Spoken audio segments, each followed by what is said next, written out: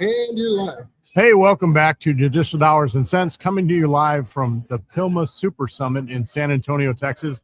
Our guest this morning is Zach Herschensohn, and his firm is the Zach Herschensohn Law Firm. Is that correct? Well, it's just a Herschensohn Law Firm. Herschensohn Law Firm. But I go by Zach, so anyone wants to call me that, that's fine. Well, thank you so much for joining us this morning. Tell us about your law firm. Well, I started my firm in 2009, so it's been a long time since now. And when I started it, it was just me. And then over the years, I worked. And as I saw what I did, all the various tasks that I did, I eventually parceled them all out to the wonderful people who work for me now. So you figured out working on your firm rather than in your firm is better. Yeah, although you have to work a lot of it. Oh, you do. Firm to get to a point where you can go on your firm. Yeah, we really, I came to PILMMA in 2019, and that was the year after I had bought one other practice to try and grow my practice. One of the things I realized, when I started the practice, I was quite young. I think I was 35 years old, and I'd been a lawyer for about 7 years, litigated, but I hadn't really, I hadn't developed completely as a lawyer. So the process of developing as an attorney and the process of learning how to run a practice, learning how a personal injury firm really works was something that took many years. When I got to the point back in 2018, an opportunity arose for me to expand. And what happened was I bought a gentleman's practice. It was the buying of that practice which sort of transformed my vision, or at least my perception of how and what I was really doing when I was representing people as a plaintiff personal injury lawyer. And it was that change in perspective that led me towards automation, towards systems, towards a greater reliance on electronics and technology and so forth. Just seeing things from the perspective of a businessman who was making a purchase and wanting to see if I could make a profit on this transaction. That in and of itself shifted my mindset from one of worker to one of, I think, to owner, to business owner, to someone who it really modified my abstract conception of what we were doing, and my guidepost ever since, really just viewing my business as an organization, as an entity apart from myself, has really been the linchpin, the fulcrum point for the really extreme growth that we've experienced at my firm. So let me give you an example of that. So in 2018, I would say, let's put this. I think 2018, my numbers were $630,000 in revenue, right? So from 2009 to that point, right, you hadn't grown that much. It was really just you. Well, yeah, I mean, like I said, well, it was lower than that. I mean, if you want to go, we can go back further. I mean, the first year I worked, I think we made about, I want to say I had like maybe the first year I was like 300 grand gross, maybe, but I think it might have been lower than that. I started the firm. I brought my business from another firm. I was working for another firm as an associate. I wasn't an owner. I ended up bringing the cases over, so I had some work. But yeah, probably like that. I don't know what I actually made myself personally, but it was like, I had one or two of those first years where I made like 100,000 gross, 170 gross, not very much.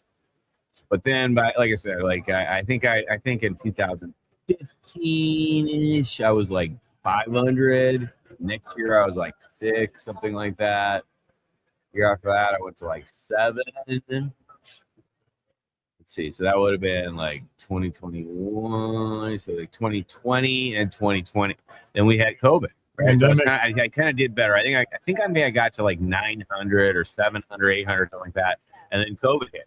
Yeah. And I thought, and at the time, I thought, I'm totally screwed. This is like We all it, thought right? that. Yeah. And as it turned out to be one of the greatest opportunities business wise for me of all time. So, I could keep talking about it because I could go on endlessly about this stuff. But basically, what happened was I was like, well, we don't have any trial dates, so we'll just file all our cases. So I literally had at the time, I think 90 some cases. Wow. And I knew we weren't going to go to trial on anything for a long time. So I filed everything. We had 90. We went. It was me and Stacy, and I had a part-time bookkeeper at the time. And I said, hey, look, and this was right after this may be still at a time period where I had a lot of cases from the guy I bought, and a lot of cases. So 90 cases to run in litigation with one paralegal is like would be under normal circumstances a little bit on the crazy side. But it ended up happening was like, my gosh, like this whole thing works anyway, right? Because you could say, well, let's just delay the. So it was kind of that process, and actually some other things that happened to me as well. Like I had a big old problem with the bar. I had 3 of them, real big problems with the bar. And they were all caused by sort of internal systems being inadequate. They were things being left off. I mean, that's the end of the story. I ended up getting nothing, no charges, even though they came after me with like, I had to spend $100,000 plus on that bar stuff, and I got 0. They nothing on me because they didn't have anything on me. But they did one thing on me, which was like my systems were bullshit, and therefore things got left off of closing statements. Therefore, mistakes got made. These were mistakes that, they didn't look good, but they were mistakes, right? So that was kind of the impetus, all of those things, being cash flush from COVID, really made a lot of money in COVID, got a lot of really favorable financial benefits during COVID. I used that, took that money, and I said, well, let's just make this thing happen, right? So I borrowed like I borrowed almost $2 million from the federal government. At 3% interest, which was a great opportunity to do that. And I hired this guy, Aaron Gallagher. He worked for Oracle at the time. He hated it. He hated to work for Oracle. He's an old friend of mine. I've known him since high school. And, I had talked to a guy named Mike McCready, who's probably a guy out here. He's in Chicago, and he's a guy with an engineering type of background. And one of the guys I talked to early on when I was looking at making this thing more like a business was this guy, Mike McCready. So I started talking to him, and he tells me, I said, well, I talked to him for 2 hours back in 2009. Like, what should I, he's trying to get an idea. He had, at the time, I think he had like 26 people working for him. And he goes, he says, I'm an engineer, I have an engineering background. I said, yeah, is that right? Yeah, I told me an engineering background. Dude, that's the key. So it's a mechanical transaction. This whole thing is a big machine, right? It's a process. Yeah. I said, like, I'm looking around I know me, right? I'm looking around my office. There's stuff everywhere. Like if my car was to happen to have like a flat tire, like I would have to call AAA. Like if something breaks around the house and this has like some kind of mechanical feature to it, I usually have to ask my wife. Like I'm like I have like a wonderfully beautiful and elaborate writing style, I suppose, but like, oh my God, like don't give me like an algebra problem or something like that. So obviously I was not like the guy that was going to be like McCready, right? I wasn't going to be, I'm just not mechanically inclined. I'm not like sort of, that's not my focus. So Aaron is this like buddy of mine who, like he's the kind of guy who would take apart his motorcycle and put it back together. Yep. I wouldn't even take it apart. I probably wouldn't own the motorcycle. So I knew, he had this background. He was just very sort of linear and mechanical. And so I knew he could do the job. And, he was doing this thing that he didn't like and he hated. And he was working for me. I mean, he didn't want to leave, but I finally got done with the project, right? But yeah, he came in, he built the whole thing, right? And so we had the whole system. We had the whole file line system. We had the workflow. We have everything, soup to nuts, the phone system, everything. Put everything in. And, of course, it's a big safe, right? And the other thing is this. See, because for people out there who are trying to think, okay, well, I'm a solo guy. I don't have a CRM. I don't have I don't even have the cases to run a CRM. I don't have the staff to. Well, look, you got to think about all those things, right? But at the end of the day, what you're looking at is a situation where you've got to have something, some force, whether it's yourself or somebody else. Somebody have to come in and say, hey, but by the way, the way we're doing it, and by the way, you're still doing it at the time. The way we're doing it right now is bad.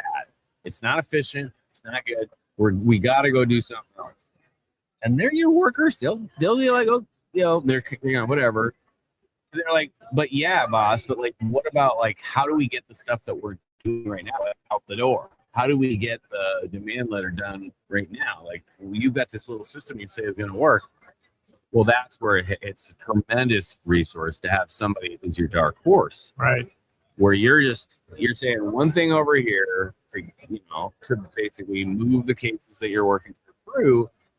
Have this process being built up, this parallel process with infrastructure, intellectual property, the computer stuff, that kind of thing, an actual coordinated workflow. And then you got to have somebody who comes in as a third party, I think, and say, this is how we're going to do it, and start training people on how to do it and train them off to the new system. So that's kind of my little thing. And when we finally started, so there's a lot more to the story, but effectively it's like that. And then buying practices and then throwing tons of money into marketing, right? So that we have a system that can clear. I think right now we can settle and clear 20 cases a month, and we're roughly speaking about we're signing, and we've been signing about between 20 and 30, about 20 car crashes a month. We can clear that 20. I don't think we are every month, but that's our aspiration. But we have the infrastructure to get to that. Yeah, and I think we're maybe like one or two hires, and then we can get up to. So that's kind of where we're at. I love the fact that you treat this like a business, because the practice of law, the practice of accounting, whatever the professional service firm, at the end of the day, it's not a charity.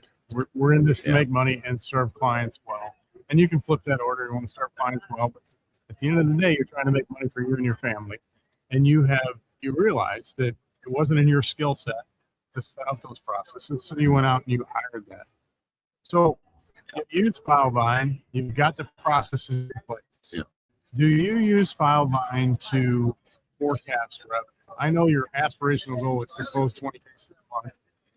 Look, all those MBAs, unless there's something unusual about them, have a similar lifespan and probably a range of outcomes that are predictable. Yeah. And so do you do anything with FileVine to forecast? So like obviously one of the advantages of FileVine, but I think it's true of all CRMs, anything that's a relational database, you're going to be able to access the data, right? And that's the way to go. I mean, we use it all the time to determine. It's two mechanisms in terms of the numbers. One is evaluating where you're at. The other one would be evaluating where you've been. Right. And the third would be evaluating, based on those two other things, where you're going, right? And I think that, especially with car crash, it's easier. It's very predictable in some respects. Forecasting, the easiest number I would say for me to forecast, and the way I forecast, the way I'm forecasting my revenue right now, is that the pre-lit settlements are the pre-lit settlement numbers, right? Meaning the car crashes that come in the office, they've been in a car crash, they begin the treating phase, and they're treating, and then they get done with their treatment, and a demand letter gets sent, and the case gets settled, right? That's the conventional. That one, that number, that top end number, month over month, is the easiest for me to prognosticate about, because first and foremost, they're all personalized policies. So in Washington, that's going to be 25s, 50s, or 100s. So you're going to have a 25, 50, or 100. That's like a very high percentage. I would say like 80% of all policies are that. Then you get like the 20%, which is, the 500s, 255s, or 250s with pups, those kind of things. But you could have a 250 with a pup and not a big injury, right? So, but you have this category of large cohort of cases that are going to come through the process and are going to settle with that at being the end all be all. And that number is easy for me that's the easiest for me to prognosticate about. Then when we talk about what is the percentage of so they're out of that cohort, that's the population from which you mine the highest value claims. The only way you get high value claims is by having a high volume. And the only way you really get high value claims is you have to have somebody who knows what they're doing, looking at Evaluating, right? And see, that's the one thing, when for example, Matt Dillon was out there talking yesterday about, and I talked to him actually over just after he did give his speech briefly. And this would be the one thing I delegated almost everything in my firm, right? So I'm very proud of that. I don't do a lot. I actually don't really generate hardly any actual work product. But what I do is I go over the files with everybody, right? So all the paralegals. So when the cases come in, and since I've done a lot of different stuff over the years, because like my firm is primarily car crash now, but my over the years I've done asbestos litigation, I've done Jones Act litigation, I've done appellate litigation, I've done litigation in every single case in court in Washington State. I've done workers' comp. I've done like every single area. I've done like everything you can imagine with someone getting injured. And so when I look at cases, I see things that I think a lot of lawyers don't see, and I identify value in those claims and say, oh no, that case needs to go over to this other lawyer, and then I'm getting a fee on that. Right. And I think the one thing I would say is difficult to imagine being different is that part of it, simply because I believe that there's not a single large volume firm that, at least in my area, you plug me into like Kirk B. Bernard or Dubin or Davis. They just give me like the same book they give any one of their lawyers over there, and I would make probably $1 million on that, just because I know how to work them. Well, not that I know how to work them necessarily. I don't just know how to work them. I know what things have value.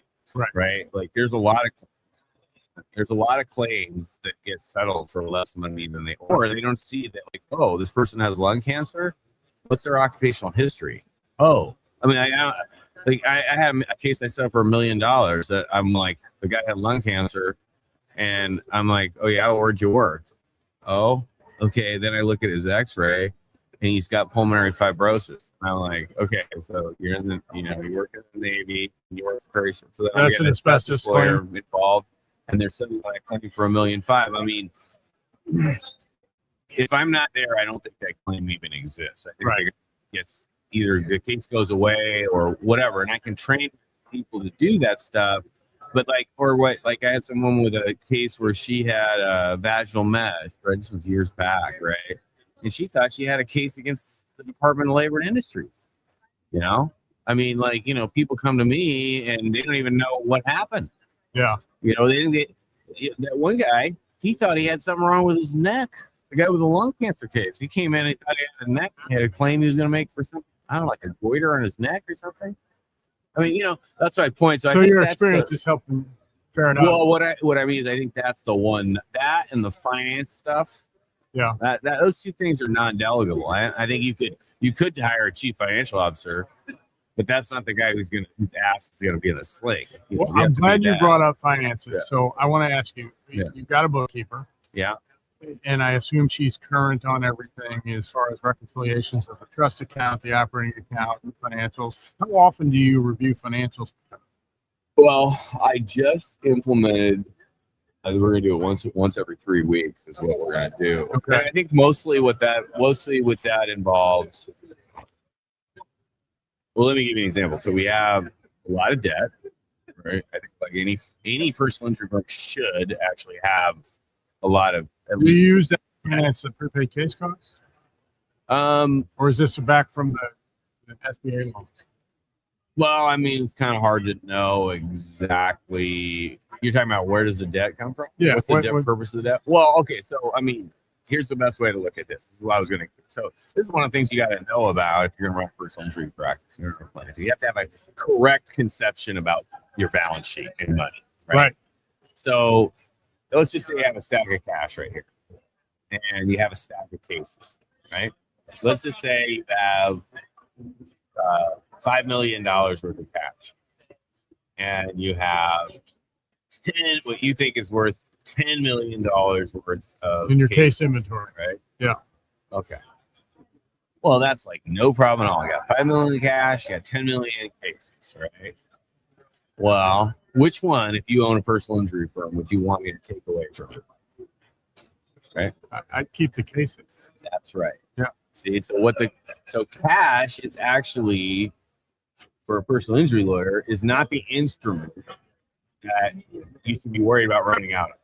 Because you can actually go out and borrow more money, Right. but you can't go borrow more cases, right? And so if you wanted to get more cases, you'd have to go borrow more money and then go market for something and then get the cases, right?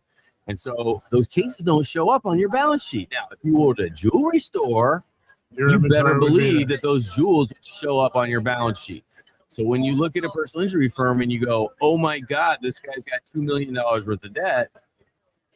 Yeah, he got $2 million worth of debt. He's got 10 or $15 million worth of cases. That's why he has $2 million worth of debt. And so that's like, you got to understand those cases are your balance sheet. Right. And if you look at law firms, they're not really marketing, because the population of folks that can buy have to be attorneys in most cases. Yep. But PI firms and estate planning firms have a real market value. Yes, I've got to sell to another attorney, but you've got that inventory of cases. Right. Well, the inventory cases and I bought 2 practices.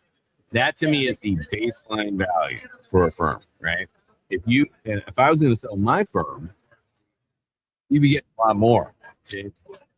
Because even though there is that one function, right, which I described, somebody could do that part of the job poorly, and I still have a pretty profitable business. I still have a profitable business, and it'll be even more profitable from that perspective in, like, I would say within 3 or 4 years. Within 3 years, I'm predicting. So let me just see what I'm predicting. Right now, I would say on our we have not actually got to the 20, but we did 15 in April. We settled and cleared 15 cases. It wasn't our biggest month, but numerically, I think that was right. We might have gotten 17. Anyway, we're really close. And like I said, we've done 2 more hires, and I think we're going to get to that. Our goal is to be at 60 months. In terms of the actual acquisition of cases, I could be at 60 every month right now. I just am not trying. I'm not spending that because I just don't feel like we're not clearing and we're not able to accommodate. It's going to slow down the system. So my prediction is, like, based on what I think we get pre-lit numbers to, 3.6 million within, like, I think we get to 3.6 million within the next year. That's what I think. Not this year, but the end of next year. Yeah. I completely agree with you. The value from the floor is the value of those cases. And I think the fact that you have good operation processes, SOPs in place, that increases the value. I'm going to give you my opinion as to what would even supercharge that value. What's that? It's the maturity of your finance system. Okay. It's the processes in which your bookkeeper reconciles those accounts on a timely basis, has good current accurate data, how clean that balance sheet and income statement is. Because when a buyer comes in to look at it, yes, they're going to dig into your case inventory. But if your statements are incorrect and 3 months behind, none of that stuff. I've spent so much time and energy on this stuff, right? And Barbara's a lot better than our last bookkeeper. So I fired my last bookkeeper in April. She'd been with me for a long time. She was doing the job. She wasn't totally incompetent, but she had some good qualities.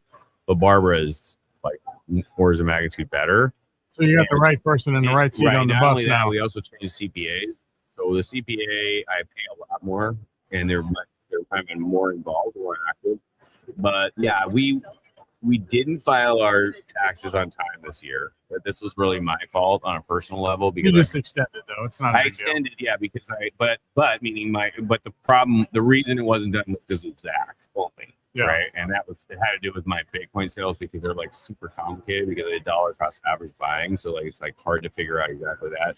So I have that as like a little task that I have to go through and figure out my capital gains for my Bitcoin, but I haven't done it yet. So that's my fault. Doesn't have anything to do with the business. But but my point would be like, hey, look, I think we get to 3.6.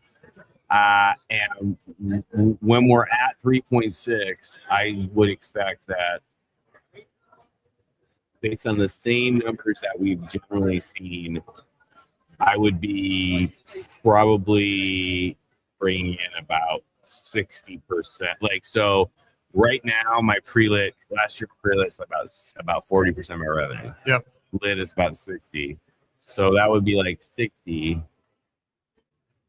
I mean, I don't know, like probably like if 60 would be then what would it would be like almost like $1 million, right? Like, so I'm sorry, $10 million, right? So like something like that, 900 million, like something like that, something like 9 million gross. I think that's like what I'm gonna have. Like, and like it just seems like likely because if I just line up my closure rate with, like, if I'm just closing as much as what I'm signing right now, then I should be making like right around that. And then like by 2030, I should make like 12 million. Like, then that's like on the low side, like, right? And so that doesn't really like, I don't think I can really hire too many people to do that. I just have to kind of keep things lined up on the marketing side. Keep people following the processes. Right. You know, the things that concern me are, you know, artificial intelligence. Just how is that going to change our market? That seems like a potential like footnote to the whole thing. But other than that, everything looks pretty sunny. You know, as far as professionally. Well, I want to offer you a suggestion. Yeah. We have a fairy dropped this book in your room last night. Just skim the book. Okay. But if you go to the website, there's a QR code for a financial maturity model. And it looks at 5 different areas of your finance function, and you self-grade it. And what that'll do is if you get a 2 or a 3 on your self-grading in one of the areas, it'll give you the things that you should be working on with your bookkeeper and your CPA over the next 6 to 12 months so that you can get incrementally better. Everybody can improve. There's always a process that can be a little bit better. You sound like a person that's open to that. Yeah. I would encourage you to go look at that. Look, I really appreciate you being on the show today, Zach. Sure. If folks want to get a hold of you or your firm, how can they do that? Well, they can go to our website, which is cbhlaw.com, which is my website, and, you know, just learn more about the firm. If they want to reach out to me personally, they can just send me an email at zach@cbhlaw.com, or alternatively, just give a call to the main office, which you can reach at 206-588-4344. Thank you so much, Zach. And thank you all for joining us Thanks today on Judicial Dollars and Cents. He's going to take a picture. Thanks for joining us on Judicial Dollars and Cents, presented by Anders Virtual CFO Services. If you found value in today's conversation, be sure to follow or subscribe wherever you get your podcast. To learn more about how Anders helps law firms strengthen their financial foundations and drive growth, visit anderscpa.com. Until next time, keep making smart decisions that make perfect sense.